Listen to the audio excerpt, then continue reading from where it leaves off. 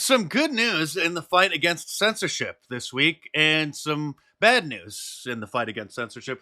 The good news first: Meta, which is the parent company of Facebook after they did a bunch of corporate restructuring, and Instagram, has given Donald Trump access to his pages again. When he was banned on January 6th, the pages were still up, but they just locked him out. And now he can post again. He hasn't posted, and you can see his last post on Facebook was January 6th, where he posted the terrible, inciting post that he is asking everyone at the U.S. Capitol to remain peaceful, no violence. Remember, we are the party of law and order. Respect the law and our great men and women in blue. Thank you. So that was the last post. And of course, the mainstream media claims that he had to be banned because he was inciting violence. Everything that they say is almost exactly the opposite of reality. Facebook developed new artificial intelligence tools, or extra digital AI thought police, and probably put a manual moderator to constantly guard his page. So if he violates the rules again, the content will be quickly removed. But this is a very good sign. And this might be, maybe, the pendulum starting to swing back in the other direction, because everybody knows now that the big tech social media companies are essentially communist in nature regarding their policing of content. Of course, Elon Musk restored Donald Trump's Twitter account, but he hasn't used that either, at least not yet, because he has a fiduciary duty to Truth Social. Although rumor has it that the exclusivity of him posting only on Truth Social will come to an end in this summer, in June, I think it is. And so it might still be exclusive only on Truth Social, but he'll be able to post on Twitter something like 6 hours after he posts originally his content over on Truth Social. So I wouldn't be surprised if he does return to Twitter. He most likely will start returning to Facebook at some point, but we still have a long ways to go until the 2024 election really starts heating up. Then, of course, there is the Elijah Blue censorship and grifting scandal, which is a whole gigantic can of worms I'm not going to get into in this video. Check my community tab for my statement that I posted about it detailing what happened. But this woman claims to be a sex trafficking survivor and advocate, and her story doesn't add up. The timeline doesn't add up. The first time I saw clips of her in interviews, it just reeked of BS. And anybody on YouTube who is doing videos showing old clips of her, old interviews, screenshots of things that she did in her past that were consensual and public, that she is embarrassed about now. She has them censored through these abusing the privacy tools on Twitter and on YouTube. So if you're on Twitter, and I haven't tweeted for over 6 months, I do monitor the situation over there. But if you're on Twitter, you've probably seen her because she's in with Elon Musk, and she's taking credit for helping to remove a lot of the abuse imagery that the Jeffrey Epstein types are sharing on Twitter. And it just seems like a gigantic grift, and her story's falling apart. And again, anybody who posts the receipts of the massive holes in her story, they're being censored. Also this week, Airbnb, the app that allows anybody to turn their home into a rental property, banned Lauren Southern's parents because they're related to her. And she is a YouTuber. She got banned years ago. And so now her parents tried to book a nice property for a romantic getaway, and we're told that they're not allowed to rent anything through the app because they're related to her.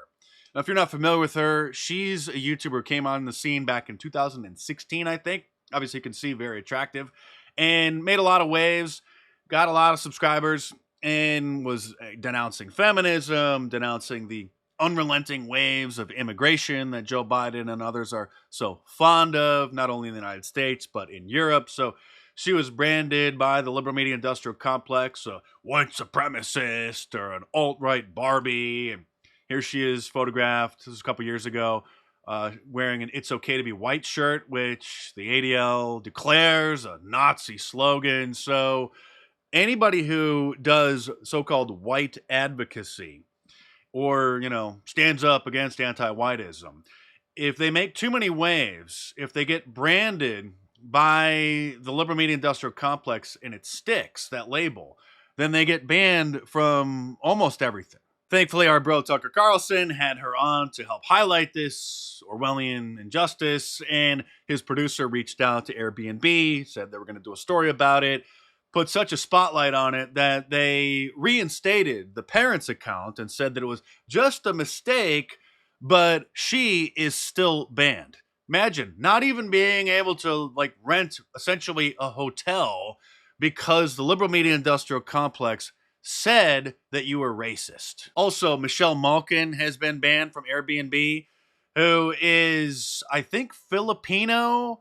I'm not sure what kind of Asian she is, but she's definitely not white or a white supremacist. But she spoke at a conference called the American Renaissance Conference, put on by Jared Taylor, who is still banned from Twitter, by the way, and his book, White Identity, was banned several years ago from Amazon, but you haven't heard any conservatives in the Conservative Inc. media ecosystem denounce that kind of censorship. But, of course, I've covered that for years.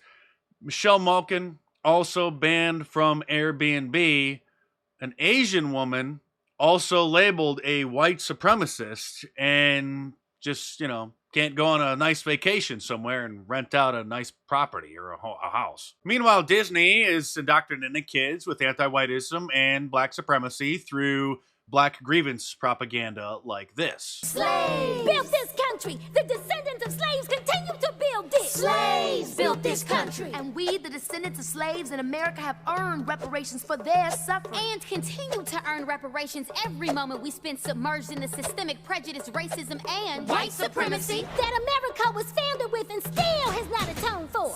Still has not atoned for. I'm sorry, but hundreds of thousands of white people died during the Civil War to free the slaves. Not to mention, there have been countless and continue to be more, seemingly every week, social welfare programs and black privilege programs in order to grant favoritism to non-white people in this systemic anti-white society that we're now living in what was once the United States of America. For those who keep complaining about slavery, which happened 150 years ago, if their ancestors weren't brought here, which was a terrible thing, then they most likely would have grown up in Africa instead of this wonderful country, the United States of America. Maybe in a country like Nigeria over there, where their daughters could have easily been kidnapped by Boko Haram, the radical Islamic terrorist organization, and forced into sex slavery, like something that happened not that long ago during the Obama administration. I'm sure it happens all the time. It just doesn't make news over here in the United States because mainstream media here is just too busy complaining about Donald Trump. But remember that Michelle Obama helped raise awareness about it by holding up a note card that had the hashtag #BringBackOurGirls. So maybe you should be grateful that your ancestors went through such difficulties so that you have the privilege of living in such a great country like the United States. Many of them would have ended up growing up in Tanzania, another country over there in Africa, where many albino people are raped and murdered because the witch doctors over there have convinced many of the tribes that that's a cure for AIDS. Seriously, this is from Reuters. This isn't from some just random blog. Hundreds of albinos are thought to have been killed for black magic purposes in Tanzania, and albino girls are being raped because of a belief they offer a cure for AIDS. Speaking of black magic, you probably saw the satanic ritual that was conducted at the Grammys last Sunday. If not, check my video on it. You won't miss the thumbnail. It made big news. It shocked, half of America, those who still have souls. And people from Ted Cruz to Marjorie Taylor Greene denounced it as evil. But some of us on YouTube have been denouncing that and trying to shout from the rooftops what exactly was going on in Hollywood for many, many years. A lot of people on Twitter pointed out, does anyone remember those Illuminati and the music industry exposed videos on YouTube from about a decade ago? Starting to think I should have taken them more seriously. To which many people pointed out something like this guy, who said, Mark Dice called it. Yes, I did. Unfortunately, most of those videos are gone. But here's a Facebook post of mine from 10 years ago, 11 years ago, showing a picture of Jay-Z wearing an Aleister Crowley sweatshirt, and it's not photoshopped. This is a still image from a making of behind-the-scenes music video. If you don't know who Aleister Crowley is, that's a whole other can of worms. But, of course, this post from 2012 on my Facebook page where I said Jay-Z is wearing a do what thou wilt sweatshirt. Satanist Aleister Crowley's credo, meaning do whatever you want. Screw everyone else. You are God. Jay-Z's nickname, Hove, is short for Jehovah because he thinks he is God, and on and on. And I did write this book back in 2014, so almost a decade ago, Inside the Illuminati, Evidence, Objectives, and Methods of Operation. But you're not really supposed to talk about it, so you should go to Amazon.com and buy it and read it for yourself. Of course, there's a link to the Amazon listing in the description below, so click it and head on over there and check it out.